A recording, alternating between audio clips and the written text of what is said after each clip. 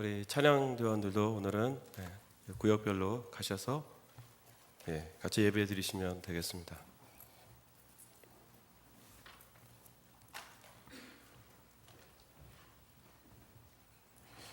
찬양을 이렇게 들어보니까 오늘 제가 말씀을 통해 같이 나눌 주제는 다 다뤄주신 것 같아요. 지혜로 인도해 주시는 하나님 바라보는 것, 그리고 두려움과 고통의 숲에서 또 주님 의지하면서 살아가노라는 그 가사 내용 하나하나가 제가 오늘 우리 지휘자님한테 설교하고 관계된 거 아무 말씀도 안 드렸거든요. 어떻게 이렇게 잘 아시고 이렇게 주제하고 관계된 찬양이 올려졌는지 모르겠습니다. 하나님 은혜인 것 같고요. 또 하나님 오늘 찬양을 통해서도 또 오늘 말씀을 통해서도 우리에게 주실 말씀을 통해 큰 은혜 내려주실 줄 믿습니다. 한국에 요즘에 아시안 게임으로 전 국민이 들뜨고 있습니다.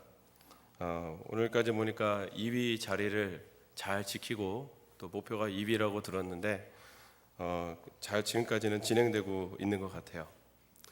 우리나라에서 올림픽하고 그다음에 아시안 게임이 열려지면 국민적인 그 기대 방향이 두 가지로 나뉘어집니다. 올림픽에 가면 동메달까지는 괜찮다 이렇게 해요. 동메달도 잘했다 이렇게 얘기해요. 근데 아시안 게임 가면은 금메달 못 따면 창피한 줄 알아요. 되게 창피한 것처럼 생각하는 게 있어요. 은메달, 동메달 딴 사람들에 대해서는 이렇게 조명해주지 못하고 금메달 딴 사람만 이렇게 많이 부각시키는 것 같은 그런 여론이나 국민적인 정서가 좀 있는 것 같습니다. 그래서 사실 메달 집계로 따지면은 금메달 수로 1, 2, 3등을 다루는 것이 아니고 사실은 메달 숫자를 얼마나 따느냐 그걸 보고서 1, 2, 3등을 좀 나눌 필요가 있습니다. 우리나라는 항상 금메달 이러죠. 은메달 10개, 동메달 10개를 따도 금메달을 못 따면 금메달 하나 딴 나라보다는 아래 평가가 되어져 있습니다. 별로 좋지는 않은 것 같아요. 금메달 우선으로만 생각하는 게. 또 그리고 금메달 못 딴 선수들에게 대해서는 좀 위로하거나 격려하는 말보다는 그거밖에 못했다라는 식으로 군대나 가라 뭐 이런 식으로 해서 악플 막 달고 뭐 이런 국민들도 좀 있는 것 같습니다. 그런데 예외 사건이 한 번 있었어요. 이번 아시안 게임 때 금메달을 하나도 못 딴 무관의 챔피언임에도 불구하고 금메달을 딴 선수만큼이나 아니 어떻게 보면 그보다 더 큰 환호를 해주고 격려를 해주고 위로를 해주는 국민적인 성원이 있었습니다. 박태환 선수 이야기인데요. 박태환 선수가 잘 아시다시피 지난 아시안 게임 때는 세계 종목 금메달 땄었고 또 올림픽 나갔던 최초의 남자 자유형 400m에서는 최초로 금메달을 땄던 국민적 영웅이었습니다. 근데 이분이 이번에 가서 은메달 1개하고 동메달 5개를 따셨는데 금메달 하나도 못 땄어요. 그럼에도 불구하고 전 국민이 이분이 어떤 메달을 땄던 간에 환호해주고 격려해주고 그렇습니다. 그리고 이분이 인터뷰를 할 때마다 제가 이렇게 유심히 기사를 좀 보면서 해봤는데요. 한 번도 금메달 못 딴 걸로 인해서 스트레스 받았다는 등 아니면 그걸로 인해서 좀 실망감에 있다든지 그런 내색을 한 번도 하지를 않더라고요. 오히려 그 시합 자체를 즐기고 또 자기가 기량이 이제 어떻게 보면 지금 하향점을 향해 가고 있거든요. 보통 수영 선수라고 하면 18, 9살에서 21, 2살 그때가 가장 피크를 이룰 때입니다. 근데 지금 박태환 선수는 25살인가 26살로 제가 알고 있어요. 수영 선수로 따지면 이제 하향 곡선을 가는 나이가 됐습니다. 또 실제로 어깨에 있는 근육 그쪽을 가서 엑스레이인가 MRI를 찍어봤더니 나이로 따지면 그 육체 나이죠, 피지컬 그 나이로 따졌을 때 나이 60에서 한 70 정도 되신 노인의 어깨로 판명이 됐습니다. 그도 그럴 것이 하루에 평균 한 10,000m 정도씩 연습을 하거든요. 그러다 보니까 이 어깨를 계속해서 스트러글을 하면서 하니까 어깨가 남아날 리가 없습니다. 계속해서 사용을 하니까 연골이 있는 데가 닳고 다른 거예요. 그래서 옛날과 다르게 마지막 그 50m, 25m 낚여놓고 스퍼트를 막 해가지고 극적으로 이렇게 메달을 딱 따는 그런 장면을 이제 좀 보기가 힘들어지게 되었습니다. 제가 말씀드리고자 하는 것은 그렇습니다. 시합이라고 보면 어떻게 보면 이 선수한테는 시험과 같은 겁니다. 근데 그것을 이제는 초연하게 기쁨으로 여유 있게 받아들이고 자기보다 이제 기량이 훨씬 앞선 일취월장된 다른 나라 선수와 함께 있는 것 자체가 이제는 그것이 축복이고 영광스럽게 생각한다고 할 정도로 여유를 갖는 그런 마음의 자세를 볼 수가 있었습니다. 오늘 우리가 시험에 관계된 이야기를 했을 때 어떻게 보면 이 박태환 선수가 보여주는 이 태도들이 우리들에게 조금 도움이 되고 도전해 줄 수 있는 한 부분이 있다고 저는 생각을 합니다. 우리 매일의 삶 속에서 보면 우리는 시험이라는 것이 매일매일 찾아올 수 있습니다. 이 시험은 우리가 의도하지 않는 때에 우리가 의도하지 않는 크기보다 더 크게 때로는 찾아올 때가 있습니다. 그래서 가능하면 이 시험을 피했으면 좋겠고 어차피 맞아들여야 되는 거라면 이 시험이 정말 작았으면 좋겠다라고 생각할 때도 있고 어떨 때는 그것을 좀 요령 있게 잘 피할 수 있는 방법은 있지 않을까 그런 생각을 할 때도 있습니다. 그러나 우리 박태환 선수와 같은 케이스처럼 어떤 분들은 시험 자체에 대해서 즐길 줄 아는 여유가 있는 분들도 계시고 어떤 분들은 그것에 대해서 너무 이제 영어로 말하면 nervous이 됐다고 그러죠. 스트레스를 받아서 너무 거기에 긴장을 해가지고 그 시험 하나하나에 대해서 여유를 갖지 못하는 그런 좀 삶을 살아가시는 분들도 계신 것 같습니다. 오늘 본문에서 나오는 야고보 선생님은 이 시험에 대한 관계된 것을 세상의 시험이 아닌 하나님이 주시는 시험, 하나님이 목적을 가지고 주시는 시험이라는 것을 밝히면서 우리 믿음의 성도들이 어떻게 그것을 받아들이고 다뤄가야 될 것인가, 우리의 자세가 어떻게 해야 될 것인가에 대해서 강력하게 도전을 주고 있습니다. 오늘 본문에 보면은 2절은 이렇게 시작하고 있습니다. 내 형제들아 너희가 여러 가지 시험을 당하거든 온전히 기쁘게 여겨라 그랬습니다. 이 2절 말씀을 원어적 표현으로 다시 표현하면 이렇게 표현할 수가 있습니다. 너희가 여러 가지 시험에 빠지거든 모든 기쁨으로 여기라 그랬습니다. 시험에 빠지다. 우리에게 어떻게 보면 좀 익숙한 표현입니다. 교회 용어에서 많이 사용되어지는 용어 중에 하나인 것 같습니다. 시험에 들다 혹은 시험에 빠지다 이런 말을 하고 있습니다. 근데 오늘 본문에서 나오는 이 시험의 성격을 좀 알 필요가 있어요. 야고보 선생님이 말하고 있는 시험은 크게 두 가지입니다. 오늘 우리가 함께 다룬 이 시험은 하나님이 목적을 가지고 주시는 테스트의 개념입니다. 하나님의 뜻이 있으셔서 하나님의 사람들에게 주시는 시험의 한 부분입니다. 그리고 13절 이후부터 12절 13절 이후부터 계속해서 오는 그 시험은 유혹으로 오는 시험입니다. 우리가 죄를 짓기 바로 전에 죄를 지을 수 있도록 그 과정에 유혹이 오는데 이것을 시험이라고 이야기하고 있습니다. 그래서 우리가 보통 시험 당한다 이야기할 때는 시험에 대해서 좀 성격을 명확하게 할 필요가 있다는 것입니다. 내가 하나님 앞에 죄 지은 것이 없다면 정말 믿음대로 살아가려고 귀하게 살아가려고 부끄럽지 않은 삶을 살아가려고 노력하고 있는데 나의 어떤 삶에 상관없이 오는 시험이 있다. 그것은 어떻게 보면 하나님이 우리에게 주시는 시험이라고 생각하고 그 시험에 대한 성격을 명확하게 해서 저희들이 받아들여야 된다는 것입니다. 시험에는 우리의 믿음의 성장을 목적으로 하는 것이 있습니다. 그것을 통해 우리가 더 자라가게 만들고자 하는 뜻이 있습니다. 그럼에도 불구하고 우리는 시험 자체에 대해서 좀 별로 좋아하지 않는 것 같습니다.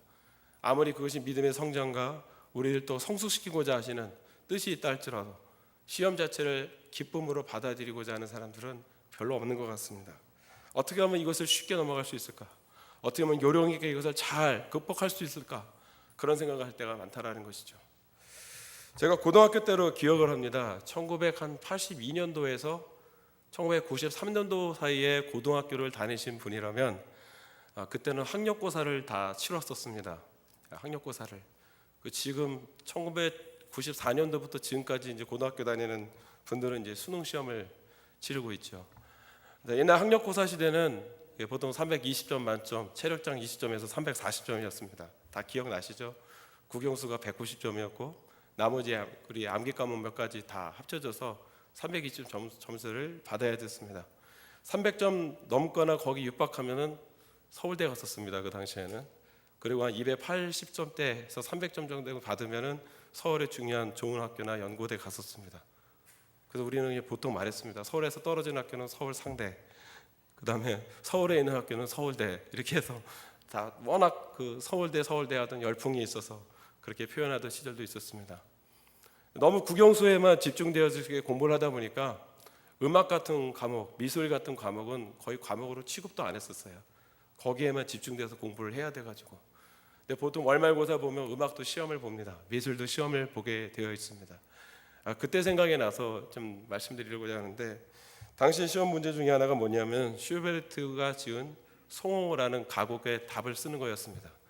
슈베르트는 19세기 초반에 낭만파 음악의 어떤 흐름에 따라서 당시에 많은 600곡이 넘는 가곡을 지은 가곡의 왕입니다. 그리고 8개의 교향곡하고 오페라하고 소나타를 지었고, 그래서 31살의 나이에 좀 일찍 생을 마감했던 음악의 천재입니다. 또 평소에 베토벤을 많이 흠모해서 베토벤이 죽기 일주일 전에 베토벤을 극적으로 만나고, 죽은 후에도 베토벤 옆에 묻히게 해달라고 해서 지금 베토벤하고 슈베르트는 무덤이 바로 같이 안장되어 있다는 얘기를 들었습니다. 이 정도 공부했으면 음악 공부 많이 했다고 얘기하잖아요. 근데 당시에는 그런 거 별 중요하지 여기지 않았습니다. 그래서 슈베르트 하면 송호, 베토벤 하면 운명, 바흐 하면 할렐루야, 그냥 그 정도만 외우고 넘어갔어요. 그것도 외기가 힘들면 시옷 이거 끝내버렸습니다. 슈베르트의 시옷에 송호의 시옷 이렇게 해서 넘어갔었어요. 제가 그렇게 쓴 건 아닌데 월말고사 때 제 친구가 쓴 걸 제가 기억이 나요. 슈베르트의 그 시옷이 슈베르트인데 거기다 슈만이라고 쓰고, 그 다음에 송호라고 시옷은 송호잖아요. 그랬는데 두 음절은 맞았어요. 송호를 안 쓰고 상호.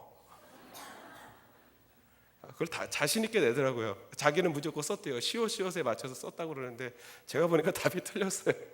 슈베르트의 송호인데 슈만의 상호라고 그렇게 써가지고 틀린 적이 있었습니다. 시험의 본질을 몰라서 그런 거죠. 왜 그 시험을 치르게 했는가? 그 당시에 음악적인 조류, 흐름, 그리고 슈베르트라는 이 작곡가에 대해서 기본적인 지식은 알아야 된다라고 생각을 해서 음악 선생님이 이렇게 시험을 내신 건데, 그런 본질적인 것을 생각을 안 하는 거예요. 빨리 시험 패스하려고 시험만 외웠다가 이렇게 틀리게 된 거죠. 자, 우리가 시험을 다룬다고 했을 때도 우리도 그런 것 같아요. 본질적인 것, 그것을 자꾸 피하려고 합니다. 그리고 시험이 주는 중압감, 시험으로 오는 디프레스 같은 거를 빨리 벗어내려는 거에만 급급할 때가 있습니다. 가장 좋은 건 시험을 아예 안 받는 것이 좋은 거기 때문에 시험이 안 왔으면 좋겠습니다 하고 기도할 때도 있습니다. 그러나 오늘 본문에서 말하는 성경은 시험을 그렇게 다루지 말라고 얘기하고 있습니다. 시험이 주는 효과가 있다라고, 그 효과는 교육적인 면이 있다라고 말씀하고 있습니다. 그래서 오늘 본문 3절에 보면 이렇게 말씀하고 있습니다. 너희 믿음의 시련이 인내를 만들어내는 줄 너희가 알미라, 이렇게 말씀하고 있습니다. 인내라고 하는 열매, 하나님이 예비하신 그 사람으로 통해서 열매 맺기를 원하시는 예수 그리스도의 성품 중에 하나, 그 인내의 한 부분을 맺어가기를 위해서 하나님께서 친히 시험을 허락하신다라는 겁니다. 그래서 그 가운데 그 교육적인 부분, 본질적인 것을 깨달아서 믿음이 성장하기를 원하신다라는 것입니다. 우리는 그렇게 생각하지 못할 때가 너무도 많이 있죠. 우리는 시험을 피하려고 하는 이유, 결국 본질적인 부분에 대해서 우리가 몰라서 그러는 것인데요. 그에게는 결국 시험을 통해서 우리를 성장시키시고 또 우리를 교정하시고 다듬어 가시는 하나님의 섭리가 있다는 것을 깨닫지 못해서 그렇습니다. 가능하면 시험이 없으면 제일 좋겠지만, 그러나 하나님 우리에게 시험을 주실 때는 그것을 받아들이는 우리 입장에서는 태도의 전환이 필요하다라는 것입니다. 야고보 선생님은 마지막 5장에서 이 시험의 이야기, 1장에서 초반에 다뤘던 시험의 이야기를 5장의 결론 부분에 대해서 이렇게 말씀하고 있습니다. 야고보서 5장 11절에 보면 이렇게 말씀하고 있죠. 보라, 인내하는 자를 우리가 복되다 하나니 너희가 욥의 인내를 들었고 주께서 주신 결말을 보았거니와 주는 가장 자비하시고 긍휼히 여기시는 이신이라 라고 한 절의 말씀으로 결론을 내리고 있습니다. 결국 인내라고 하는 열매를 통해서 그 인내를 통해 하나님을 발견한 겁니다. 하나님은 자비하시고 긍휼히 여기시는 분. 이 부분에 대해서 시험을 당할 때는 왜 하나님 내게 이런 시험을 주시나라고 원망할 수 있지만, 그러나 그 시험을 잘 통과해서 인내를 맺게 되고 연단을 통해서 인내한 열매를 맺고 난 이후에 궁극적으로 알게 된 것은 하나님이 누구셨구나, 하나님 이런 분이셨구나라는 것을 알게 하시겠다라는 것입니다. 욥의 고난에는 목적이 있었고, 또 그 나중에 하나님께서 고난을 통과한 욥에게 인내라는 귀한 성령의 열매를 맺게 하시고, 그리고 나서 그의 인생을 다시 회복시켜 주셨습니다. 우리가 42장에 보면 욥이 받은 갑절의 그 축복에 대해서 많이들 저희들이 알고 있고, 때로는 그것이 우리 기도 제목이 될 때 있습니다. 그러나 중요한 것은 무엇이냐면, 욥은 그 고난을 통과하여서 하나님과의 관계가 다시 재조명되어졌습니다. 그래서 그가 처음에 눈으로만 하나님을 봤는데 이제는 제가 귀로도 듣습니다라고 고백합니다. 하나님을 좀 더 입체적으로 알게 된 거예요. 예전에는 습관에 따라 믿었던 하나님을 이 고난이라는 과정을 통하여서 실제적으로 생생하게 하나님을 알고 또 주님을 섬기는 하나님의 종이 되어진 것입니다. 그거 먼저 되고 나니까 그 다음부터 그에게 자녀의 축복 주시고, 또 갑절에 재물이 늘어나고 장수의 축복도 받고 여러 가지 다양한 형태로 하나님이 복을 주셨다라는 것입니다. 그래서 우리는 욥의 마지막 장을 보면서 하나님에 대해 더 깊이 알게 된 은혜의 초점을 맞춰서 말씀을 결론을 내어줘야 합니다. 욥에 대해서는 이 정도만 얘기하고 다시 본문으로 넘어가겠습니다. 결국 우리가 시험을 할 때 가장 중요한 것은 본질을 이해하라는 겁니다. 본질. 왜 이 시험을 하나님이 내게 주시고자 하시는가? 이 본질에 대해서 분명히 우리가 알아야 될 필요가 있다는 것입니다. 그래서 그 본질적인 걸 통해 나를 성장시키시고 나를 성숙시키고자 하시는 주님의 뜻이 있다는 것을 분명히 알아야 된다는 것입니다. 4절 하반절에 보면 상반절에 이렇게 말씀하고 있죠. 인내를 온전히 이루라 라고 하고, 그리고 나서 하반절에 보면은 너희를 온전하고 구비하여 조금도 부족함이 없게 하려 함이라 라고 말씀하고 있습니다. 하나님이 우리에게 주시는 시험의 목적, 결국 그것은 부족함이 없는 상태를 말합니다. 여기서 말하는 부족함이 없는 상태라는 것은 하나님이 보시기에 부족함이 없는 믿음의 상태입니다. 내가 보기에 꽤 괜찮은, 내 스스로 생각하기에 꽤 괜찮아 보이는 믿음 생활을 말하는 것이 아닙니다. 하나님 보시기에 그것이 가장 부족함 없는 온전한 상태를 만들기 위해서 하나님께서 필요하시니까 우리에게 시험을 허락해 주신다라는 것입니다. 오늘 우리 매일 성경의 본문인 창세기 22장이었습니다. 22장 1절에서 24절까지 말씀이 오늘 매일 성경의 본문이었습니다. 아마 매일 성경 하신 분들은 오늘 말씀 묵상해 보셨을 거라고 생각하는데요. 22장 1절은 이렇게 시작하고 있습니다. 창세기에서 그 일이 있은 후에 하나님께서 아브라함을 시험하시는 장면이 나오게 되어 있다는 것입니다. 그 일 후에 하나님이 아브라함을 시험하시려고 라고 말씀하고 있습니다. 그 시험이라는 것이 하나님의 의도를 가지고 목적을 가지고 주셨다라는 거예요.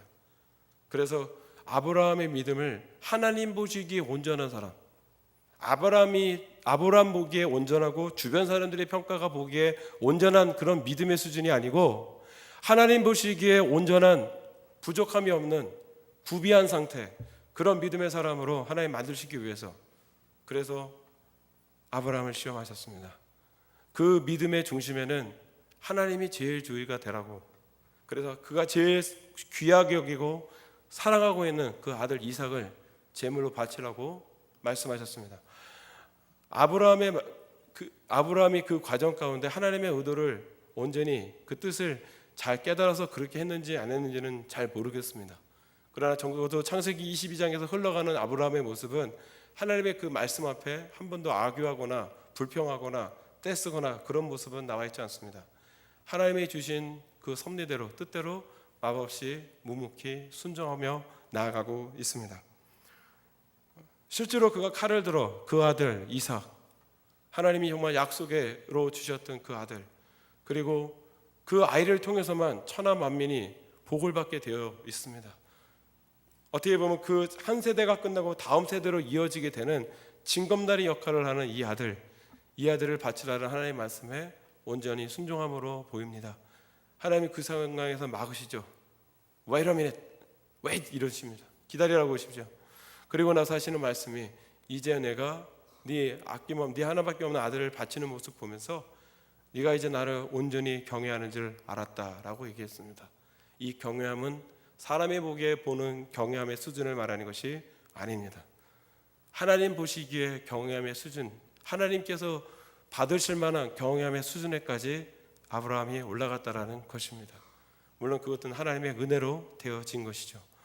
그리고 나서 그 다음 챕터부터는 아브라함에 대해서 하나님이 시험하셨다라는 말씀이 남아있지 않습니다.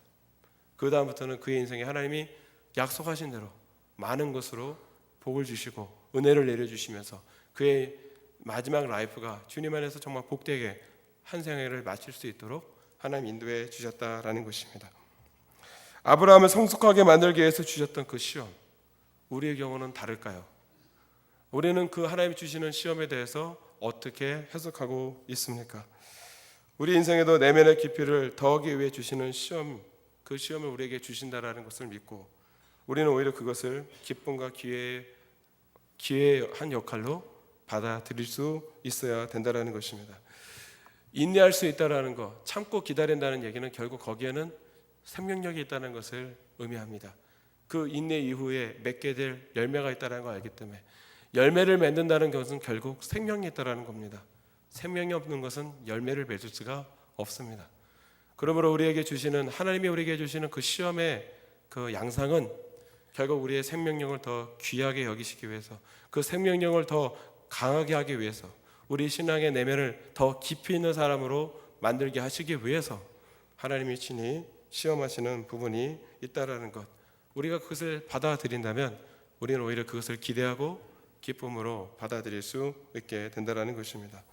잊지 마시기를 바랍니다. 시험을 썼을 때 시험에 대해서 먼저 불평하시는 게 아니라 이 시험을 통해 하나님 나에게 무엇을 기대하고 계신가를 먼저 온전히 깨달을 수 있는 저와 여러분 되시기를 예수님의 이름으로 간절히 축원드리겠습니다. 두 번째, 시험과 관계되어서 우리가 알아야 될 것은 시험이 올 때 우리는 믿음으로 지혜를 구해야 합니다. 5절 말씀을 보면 너희 중에 누구든지 지혜가 부족하거든 모든 사람에게 후히 주시고 꾸짖지 아니하시는 하나님께 구하라 그랬습니다. 참 재미있는 말씀 아닙니까? 너희 중에 누구든지 지혜가 부족하거든, 아니면 너희 중에 시험을 당했거든 시험이 없어지게 해달라고 기도하라, 이렇게 말씀하신 적이 없었어요. 지혜가 부족하거든 모든 사람에게 후히 주시고 꾸짖지 아니하시는 하나님께 구하라 그랬습니다. 결국 이 시험을 넘어가게 하는 키는 하나님이 우리에게 주시는 지혜에 달려있다라는 것이 야고보 선생님이 독자들에게 하고 싶은 말입니다. 우리 인생에 찾아오는 그 많은 시험들, 또 하나님 우리에게 직접 의도를 갖고 계셔서 목적을 갖고 계셔서 주시는 이 시험, 결국 이 시험을 통과해야 되는데 그 통과를 할 수 있는 유일한 키가 지혜라고 보았습니다. 자, 지혜를 생각하니까 제가 좀 드리고 싶은 말씀이 있어요. 지식과 지혜 차이점이 뭐라고 생각하십니까? 저희들이 많이 쓰고 있는 단어죠. 지혜를 말하면 꼭 지식이 함께 따라오게 되어 있습니다. 지혜와 지식, 무엇으로 저희들이 나눌 수 있을까요? 지식은 그런 것 같습니다. 내가 알고 있는 부분적인 것, 그리고 그것을 가지고 그 지식의 힘을 동원해서 내게 일어나는 일들에 대해서 평가하고 판단하고 하는 그런 작용들이 지식을 갖고 있는 사람은 나타나게 되어 있습니다. 내가 갖고 있는 지식이 있는데 그 지식하고 비슷하게 어떤 일이 벌어지게 되면 그 갖고 있는 지식을 총동원을 합니다. 그래서 이것이 맞는 말인지 틀린 말인지 판단하려고 하고 그런 작용하는 것이 지식입니다. 근데 지혜는 지식하고 좀 틀린 것 같습니다. 지혜는 전체를 보게 해요. 그래서 어떤 일이 벌어지게 되면 그것이 왜 일어났고 어떤 양상으로 흐르게 될 것이고, 그리고 내가 놓치지 말고 봐야 될 영역이 무엇이고 어떤 결론을 내려야 할 것이냐, 그 모든 종합적인 평가가 되어지는 것이 지혜에서 나온다라고 볼 수가 있는 것 같습니다. 그래서 지식이 많은 사람은 보통 되게 크리티컬해요. 비판적이고 따지기 좋아해요. 이것이 맞나 틀리나를 벌써 봅니다. 그래서 보통 지식층들 사이에 어떤 토론이 벌어지십시오. 아주 살벌하게 일어나지 않습니까? 서로 맞다고 막 얘기하죠.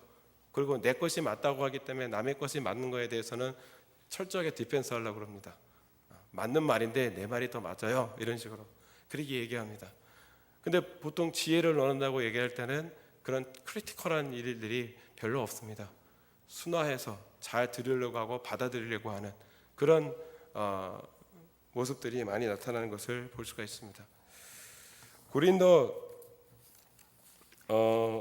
고린도전서의 말씀을 저희가 좀 같이 고린도전서 말씀을 좀 볼 필요가 있는데, 고린도전서 8장 1절에 보면 이런 말씀이 있어요.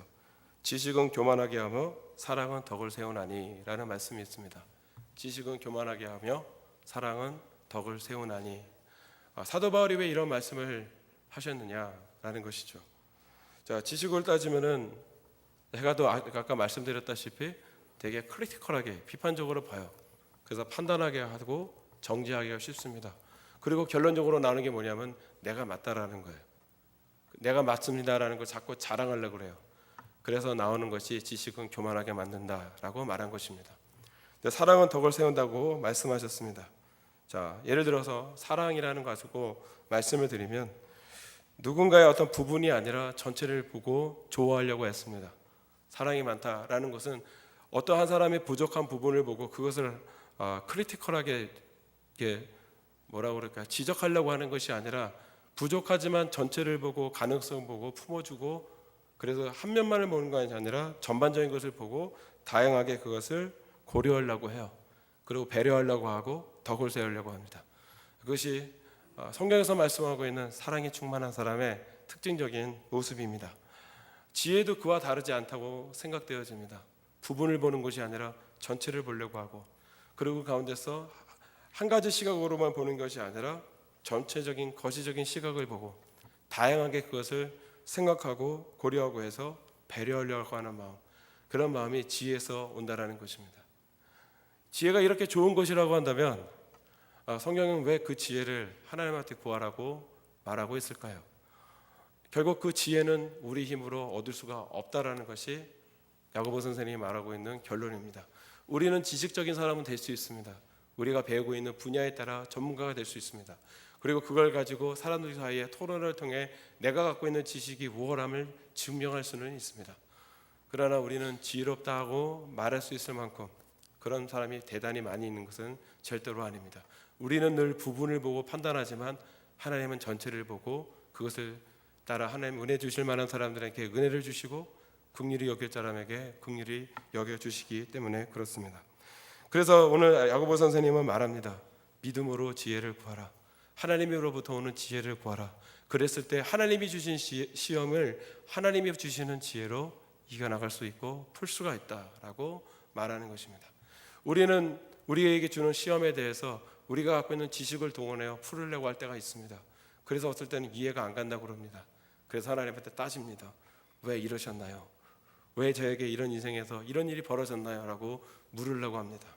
그러나 하나님이 주시는 지혜를 충만하여서 주님이 주신 그 시험을 다시 풀으려고 하고 분석을 하게 된다면 그 부분에 대해서 하나님의 섭리가 있다는 것을 깨닫게 되어질 거라는 것입니다.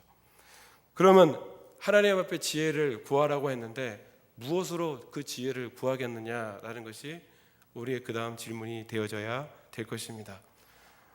저는 그것에 대해서 하나님의 성품을 의지해서 주님의 성품에 기인해서 지혜를 구하시라고 말씀드리고 싶습니다. 오늘 본문에 보면은 5절 중반에 이렇게 말씀하고 있습니다. 누구든지 지혜가 부족하거든 모든 사람에게 후히 주시고 꾸짖지 아니하시는 하나님께 구하라 그랬습니다. 하나님께 구하라 이렇게 말씀하셨으면 좀 쉽겠어요. 근데 후히 주시고 꾸짖지 아니하시는 하나님, 그 두 가지 하나님의 성품에 대해서 하나님의 속성에 대해서 야고보 선생님이 말하고 있습니다. 하나님이 우리에게 성장을 위해서 시험을 허락하셔 주셨습니다. 그리고 우리도 그것이 하나님의 지혜가 아니고서는 그 시험을 이길 수가 없다고 하는 것을 알게 되었습니다. 그랬는데 그 지혜는 결국 나로부터 오는 것이 아니고 하나님으로부터 오는 것입니다. 결국 우리는 하나님 앞에 그 지혜를 달라고 구해야 되는데 야고보 선생님은 그 부분에 대해서 지혜를 주시는 하나님이 구하는 자에게 후히 주시는 하나님으로 찾아오시고 지혜 부족함에 대해서 야단치시는 하나님이 아니라 오히려 그것을 불쌍히 여기시는 하나님으로 찾아오신다라고 말씀하고 있는 것입니다. 그래서 우리가 지혜가 부족할 때, 살아가면서 어떤 시험에 대해서 이것을 이겨나가야 될 때 하나님 앞에 담대히 나가서 기도할 수 있는 이유는 하나님이 갖고 계신 이 두 가지 성품을 우리가 의지해서 기도할 수 있기 때문에 그렇습니다. 지혜가 부족할 때, 이 문제를 어떻게 해결해야 될지 모를 때, 하나님 앞에 나아갈 때 후히 주시고 꾸짖지 아니하시는 이 하나님이 두 가지 약속하신 말씀과 그분의 성품에 의지해서 우리는 하나님 앞에 그렇게 구할 수 있게 되는 것입니다.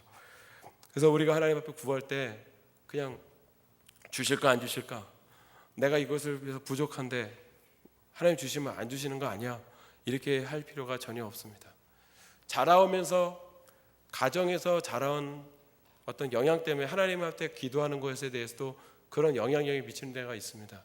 예를 들어서 자라오는데 부모님한테 야단을 정말 많이 받고 뭐든지 물어보면 야단부터 치고, 그리고 나서 뭘 줘도 되게 마지못해 주는 그런 부모님 밑에서 자라온 아이들은, 그런 자녀분들을 보면은 나중에 신앙이 생겨도 하나님 앞에 기도할 때 주저주저해요. 야단 맞을까 봐. 근데 어릴 때부터 부모님한테 좋은 질문, 모르는 거는 절대로 그거는 흠이 아니고 그거는 바보 같은 일이 아니다. 절대로 흠이 될 수 없다. 모르는 거를 안 물어보는 것이 그것이 바보지, 모르는 거를 모른다고 얘기하고 질문을 하는 거는 그게 아니야 라고, 예를 들어 부모님이 그렇게 얘기해 주셔서 어릴 때부터 그렇게 자라온 자녀라면 하나님 만나고 나서 지혜가 필요할 때 하나님 앞에 정말 담대하게 구할 것입니다. 하나님, 제가 정말 몰라서 질문드립니다. 이 질문에 대해서, 이 시험에 대해서 제가 어떻게 해야 되겠습니까? 하나님 말씀해 주셨습니다. 후히 주시고 꾸짖지 아니하시는 하나님이라고 성경 말씀하고 있는데, 이 약속의 말씀을 근거해서 제가 여쭤봅니다. 주님, 어떻게 해야 될까요? 저희들에게 필요한 것은 그와 같은 자세입니다. 여기 계신 대부분의 분들이 부모님의 나이에 계신 분들이 많습니다. 자녀들을 양육하실 때 너무 야단 많이 치지 마십시오. 특히 질문하는 부분에 대해서는 언제나 웰컴해 주시기를 바랍니다. 그 질문을 생각하기까지, 그 질문거리가 나올 때까지 그 자녀는 많은 걸 생각했을 겁니다. 그리고 용기를 내서 물어봤을 것입니다. 아빠, 나 모르는 게 있어요. 엄마, 나 모르는 게 있어. 이거 어떻게 하는 거예요? 그건 그만큼 많이 생각했다는 것을 의미하고, 시간을 내서 종합적으로 생각을 해서 물어봤다라는 것을 의미합니다. 우리 하나님도 그런 하나님이십니다. 질문할 때 하나님은 이거 어떻게 해야 될지 모르겠습니다 라고 물어볼 때 덮어놓고 꾸짖고 부리고 쫀쫀하게 이렇게 조금 주시는 그런 하나님이 아니시고, 후히 주시고 꾸짖지 아니하시는 하나님이라고 성경이 보증하고 있습니다. 이 말씀 믿고 하나님 앞에 구하실 때 후히 주시고 꾸짖지 아니하시는 하나님, 그 하나님 신뢰하면서 나가시기를 예수님의 이름으로 간절히 축원드리겠습니다. 마지막으로 오늘 야고보 선생님이 말씀을 전개하면서, 시험이 올 때 지혜를 구하고 그 지혜를 주시는 이는 하나님이시고, 또 하나님의 성품은 꾸짖지 아니하시고 후히 주시는 하나님이시다라는 말씀을 해줬어요. 그 다음은 또 우리의 태도에 대한 것을 또 도전하고 있습니다. 그런 하나님을 알았어요. 근데 그 다음에 우리에게 요구하시는 게 있어요. 그것이 어디 있느냐? 6절에 나와 있습니다. 6절 한번 같이 보시죠. 오직 믿음으로 구하고 조금도 의심하지 말라 그랬습니다. 오직 믿음으로 구하고 조금도 의심하지 말라. 결국 이거는 우리의 태도의 문제입니다. 신앙생활에서의 태도의 문제. 믿음으로 구한다는 것, 이건 우리에게 주시는 엄청난 도전이요 챌린지입니다. 성경은 분명히 우리에게 하나님 이런 분이시라고 명명백백하게 말씀하고 있습니다. 그 부분에 대해서 우리에게 요구하시는 건 믿음입니다. 물론 이 믿음은 하나님 우리에게 은혜를 주셔야지만 가능한 것입니다. 이 믿음에 대해서 구하라고, 믿음으로, 그런 하나님을 신뢰함으로 나아가라고 말씀하고 있습니다. 근데 그 믿음의 이야기를 하고 나서부터 재미있는 말씀 한 가지를 하세요. 6절에 보면은 중간에 조금도 의심하지 말라. 의심하는 자는 마치 바람에 밀려 요동하는 바다 물결 같으니 라고 말씀하고 있습니다. 믿음과 의심, 뭔가 안 맞는 것 같은 그림 같지 않습니까? 근데 이 말씀이 정말 이 본질적인 요소를 잘 이해하기 위해서는 같이 갈 수밖에 없는 그런 부분입니다. 불신자에게 있어서 물어보십시오. 믿음의 반대말이 무엇이냐고. 불신자에게 있어서의 믿음의 반대말은 불신앙입니다. 안 믿는 거예요. 그렇죠? 불신자에게 있어서 믿음의 반대말은 안 믿는 겁니다.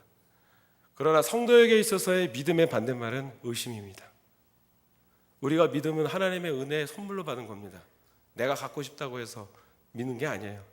하나님 우리에게 은혜를 주셨기 때문에 믿어지게 된 거예요. 그래서 우리에게는 믿음의 흔적이 남아 있어요. 성령께서 우리 안에 내주하시고 우리로 하여금 고백하게 하십니다. 예수님은 그리스도라고. 그분의 대속의 죄, 십자가의 그 은혜를 믿을 수 있도록 역사하십니다. 그 믿음의 흔적이 우리에게 있습니다. 그런데 문제는 이 믿음이 늘 일괄되게 신뢰를 하는 모습으로 나가야 되는데 그 일괄성이 상실될 때가 많다라는 거예요. 의심은 결국 무엇이냐면은 일괄되게 하나님을 신뢰하는 마음이 흔들리는 상태를 말하는 거예요. 일괄성을 상실한 상태, 일괄성 있게 믿어야 하는 그 일괄성이 사라진 상태가 의심입니다. 그래서 야고보 선생님은 이 상태를 향해서 바람이 밀려 요동하는 바람 물결 같다, 그렇게 표현하고 있습니다. 좀 더 쉬운 예화를 드린다면 베드로의 경우입니다. 많은 목사님들이 이 예화를 정말 많이 사용하셨습니다. 예수님이 물 위를 걸어가시는 모습을 보고 베드로가 요청합니다. 만일 주시거든 나로 명하여 물 위를 걸어가게 해 명하여 주시옵소서. 예수님께서 그렇게 허락하셔 주셨습니다. 그리고 물 위를 걷습니다. 무엇을 통해? 하나님이 예수님이 허락해 주신 그 은혜의 믿음을 통해서 물 위를 걸어가게 되었습니다. 근데 어느 순간에 바람을 보는 연고로 두려워하여 빠졌습니다. 물에 빠진 베드로를 예수님이 손을 잡아 건져주시면서 하시는 말씀이 믿음이 적은가요? 왜 의심하였느냐라고 말씀하고 있습니다. 왜 예수님이 왜 믿음이 적은 자요? 왜 믿지 못하였느냐? 이렇게 말씀 안 하셨어요. 믿음이 적은 자요, 왜 의심하였느냐라고 물어보고 계십니다. 결국 우리 이 의심의 문제는 우리 성도된 우리가 하나님 앞에 부름받을 그날까지 끊임없이 우리 안에서 이렇게 좀 믿음과 서로 싸워갈 수밖에 없는 한 부분의 모습이라고 볼 수가 있습니다. 그 의심이 왜 생길까요? 결국 지혜를 주시는 하나님보다 다른 것을 비교하려 하는 마음이 생길 때, 예수님을 베드로를 명하여서 물 위를 걸어갈 수 있는 능력을 보여주셨어요. 말씀으로 그것을 명하셨습니다. 베드로는 그것에 대해서 은혜로 걸어갈 수 있게 됐어요. 그랬는데 그 순간에 눈에 들어온 게 뭐냐면 예수님의 말씀의 능력보다 더 커 보이게 되는 풍랑의 바람이었습니다. 그래서 그거를 비교하는 순간에 물에서 빠지게 된 거예요. 의심은 결국 하나님 우리에게 주신 약속의 말씀을 다른 것과 비교하려는 마음에서 생기는 것입니다. 내 인생에 찾아오면서 주님이 약속해 주신 말씀이 있고 그 말씀을 온전히 믿고 나가면 되는 건데 자꾸 다른 것에 대해서 비교하려고 해요.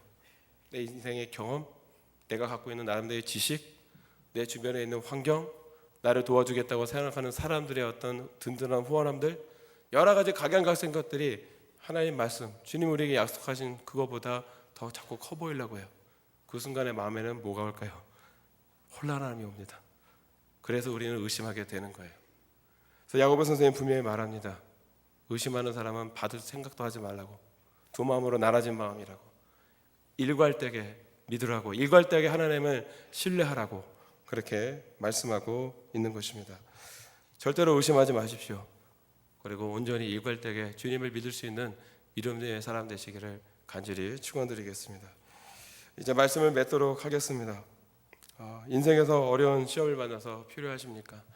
이것이 하나님으로부터 온 시험이라고 여겨질 정도인데 어떻게 이것을 이겨나갈 수 있을까 고민하고 계십니까?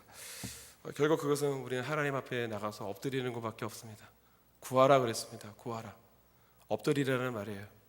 하나님의 그 국년의 풍성하심을 의지해서 기도하라는 말씀입니다. 그래서 우리는 하나님 앞에 와서 엎드려야 합니다. 내 상황에서 일어나고 있는 모든 상황적인 요소에 대해서 불평하거나 비교하거나 하려는 것이 아니라 후히 주시고 꾸짖지 아니하시는 하나님의 성품을 의지해서 기도해야 되는 것입니다. 내가 갖고 있는 단편적인 지식의 것으로 모든 내게 일어나는 것들을 어떻게 보면 해석하려고 하는 것이 아니라 내가 도저히 범접할 수 없는 하나님의 지혜가 나한테 풍성해지도록 주님 앞에 기도하는 것, 그거밖에 없는 것입니다. 예수님은 우리에게 그와 같은 탁월한 면을 보여주셨습니다. 그분이 겟세마네 동산에서 기도하셨습니다. 할 수만 있거든 이 잔을 내게서 옮겨주십시오. 그러나 나의 원대로 하지 마옵시고 아버지의 원대로 되기를 원합니다라고 기도하셨습니다. 우리는 그 한 절의 말씀을 예수님이니까 그렇게 기도하셨구나라고 이렇게 생각할 수 있습니다. 네, 여러분들 그 2004년도로 제가 기억합니다. 패션 오브 크라이스트라는 영화 나왔었습니다. 혹시 많은 분들이 보셨을 거라고 생각합니다. 그때 영화의 장면에 어떤 장면이 나오는지 아십니까? 예수님이 땀방울이 핏방울이 되도록 기도하는 장면에서 사단이 예수님 주변을 맴돕니다. 뱀이 막 왔다 갔다 하고요. 또 영화의 극적인 장면을 보기 위해서 이상한 정말 무서운 눈을 가진 망토 같은 걸 이렇게 뒤집어 쓴 그런 사단의 모습이 이렇게 영화의 한 장면에 이렇게 클로즈업이 딱 되어집니다. 무엇을 의미하고 있느냐? 결국 끊임없이 십자가의 대속의 죽음을 걸어가게 하는 건 하나님의 은혜로 그것을 감당하고자 하시는 예수님의 그 길이 있는데, 그거를 주님 바라보지 못하게 만들려고 사단은 끊임없이 유혹을 하고 계속해서 이런 메시지를 전하는 것 같습니다. 당신이 누구길래 이것을 감당한다고 하십니까? 당신은 이거 못해요. 대속의 죽음 할 수 없습니다. 자꾸 계속해서 이간질하려고 해서 그런 뱀이 왔다 갔다 하고 좀 극적인 그런 장면들이 예수님 기도하시는 장면과 이렇게 오버랩이 되면서 이게 나타나는 걸 볼 수가 있습니다. 예수님이 어떻게 이기셨습니까? 엎드려 기도하심으로 그 모든 유혹과 시험을 이기실 수 있으셨습니다. 그래서 하나님 말씀하신 그 대속의 그 계획을 십자가의 죽으심으로 온전히 이루어 주셨고, 그분의 대속의 죽음이 지금 저희들이 하나님의 백성이 되게 하는 효력 있는 부르심의 그 구속의 피로서 역사하게 되어졌다라는 것입니다. 예수님이 그렇게 우리에게 좋은 복음을 보여주셨다고 한다면 why not us? 그렇죠? 우리는 왜 그렇게 하지 못할까요? 하나님 아버지 앞에 기도하면서 저희들께 엎드릴 수 있는 믿음이 되어져야 되겠습니다. 어려운 일 생기고 계십니까? 주님 앞에 무릎을 꿇으십시오. 기도하십시오. 그리고 주님 앞에 지혜를 구하십시오. 비교하지 마시고 그 안에서 주님만을 온전히 바라볼 수 있는 믿음의 귀한 권속들 되시기를 예수님의 이름으로 간절히 축원드리겠습니다. 우리 다 같이 이 시간에 기도하시면서 하나님 아버지 앞에 우리 마음을 주님께 드려줬으면 좋겠습니다.